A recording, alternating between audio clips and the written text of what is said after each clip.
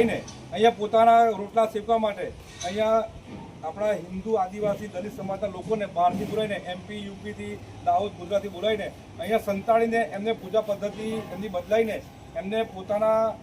ભગવાન સાચા અમારા ભગવાન સાચા બીજા કોઈ ભગવાન છે જ નહીં એવું બતાવીને લોભ લાલચ આપીને અને ધર્મ પરિવર્તન કરાવવાની જે આ સિસ્ટમ ચાલે છે ને છેલ્લા 3.5 વર્ષથી આ જગ્યાએ એનું રેકેટ અમે પકડ્યું છે અને અમે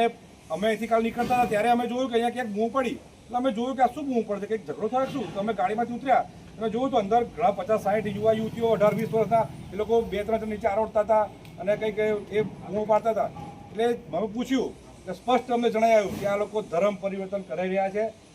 યુવા યુવતીઓને પૂછ્યું એ લોકોએ અમને કહ્યું મારો વિડીયો છે હું પુરાવા પણ આપીશ એવું નહીં હું ખાલી કહું છું અમે પૂછ્યું કે તમે બધા ક્યાંથી આવ્યા દાહોદ ક્યાં છોકરા હાથ ઊંચો કર્યો મેં અમને પૂછ્યું તમે પ્રકૃતિ પૂજક આદિવાસી છો તો એમણે હા પાડી બધાએ પછી એમના જે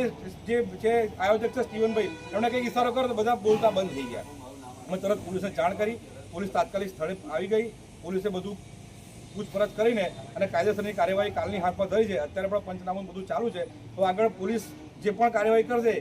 એ જોવાનું રહેશે કે આગળ શું નીકળે છે બાકી છે બહુ મોટું ષડયંત્ર બહુ મોટું રેકેટ છે આ છેલ્લા 3.5 વર્ષથી ચાલી રહ્યું છે અને વગર પૈસે તમે વિચાર કરો આ ભાઈએ ઘર ભાડે આપ્યું છે એ કહે છે કે હું ભાડું લેતો નહીં બરાબર એટલે એમના ઘરે પૈસાની ઝાડ છે તો આટલું મોટું ઘર આપ્યું છે અને બધા 50-60 લોકો ભોજન કરે છે બે ટાઈમ નાસ્તો કરે છે રહે છે સગવડા પછી કોણ આપે છે આ તો પૈસા ક્યાંથી આવે છે પૂછું છું જરા સરકારને મારે વિનંતી છે તંત્ર તો પૂછશે જ અને દબાઈને પૂછો કે આ પૈસા આવે છે ક્યાંથી આ બધા પૈસા સામાન્ય ઘર જે લીધું છે ભાડે ત્યાં 15-20 છોકરા ત્યાં છે રહે છે વગર ભાડે તો આ બધા પૈસા ક્યાંથી આવે છે એટલા બધા છોકરાઓને ખવડાવવાના પૈસા ક્યાંથી આવે તો એ તપાસવી છે પોલીસ તપાસમાં બધું જ નીકળશે અને તમે જોજો આવતા દિવસોમાં પોલીસ બધું શોધી લાવશે અને જે લોકો પણ આ રેકેટમાં સામેલ છે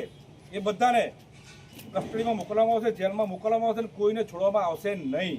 ગઈકાલે આપે અહીંયા આવ્યા તો કેટલા છોકરા છોકરીઓ હતા ગઈકાલે હું અહીંયા આવ્યો ત્યારે 50-60 19-20 વર્ષના યુવા યુવતીઓ હતા એટલે તમે કાલે હું આવ્યા ત્યારે સીન તમે જુઓ એ લોકો જે ધૂળતા હતા ને નીચે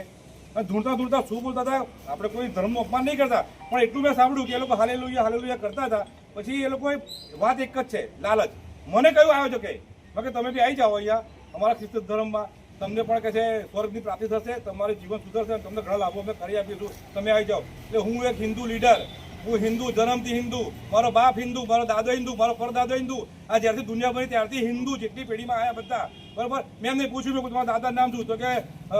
શંકરભાઈ તો મેં કહું શંકરભાઈ તમારા મહાદેવ થયા તમારા દાદા શંકરભાઈ છે તો તમે કેમ ના ક્રિશ્ચન થયા તે કોઈ જવાબ નથી તો મારું એમને એવું કહેવું છે કે તમે બધા આપણા છો તમે જે છો તમે ઈસુ ભગવાનને માનો છો અમે પણ માનીએ છીએ ઈસુ ભગવાનની જય હું પણ બોલું છું અમે કોઈ ભગવાનનો વિરોધ કરતા જ નથી પણ તમે જે પોતાના ભગવાનને માનો છો તો તમે એમને માનો અમે કોઈ તમને કહીએ છીએ અમારા મંદિરમાં ક્યારે એવું થયું છે કે 50 ક્રિશ્ચન સમાજના લોકોને બોલાવીએ મુસ્લિમને બોલાવીએ અને મંદિરમાં બોલાવીને એવું કહીએ છીએ કે તમે જબરદસ્તી હનુમાનજીની જય બોલો અમે નહીં કહેતા હિન્દુ ક્યારેય આવું નહીં કહે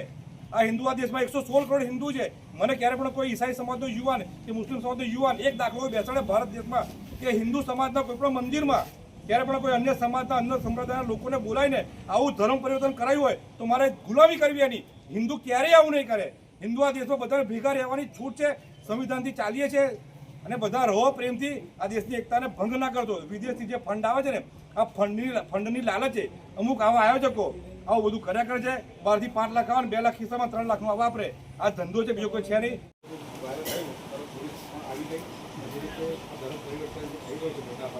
એનો સમગ્ર ઘટના પોલીસે આવીને જે રીતે કાલે તપાસ કરી પંચનામું ચાલી રહ્યું છે જે રીતે આગળ તપાસ કરીને જે પણ વિષય છે એ પોલીસ ધ્યાન રાખે છે પોલીસ એનું કામ સંપૂર્ણ ઈમાનદારથી કરી રહી છે અમને વિશ્વાસ છે કે પોલીસ એ અત્યારે પંચનામું કરીને જે પણ આગળ કાર્યવાહી કરશે એ યોગ્ય છે વસ્તુ એ છે કે આજે ધર્મ પરિવર્તન થાય છે તો એ બહુ નાજુક આ દેશમાં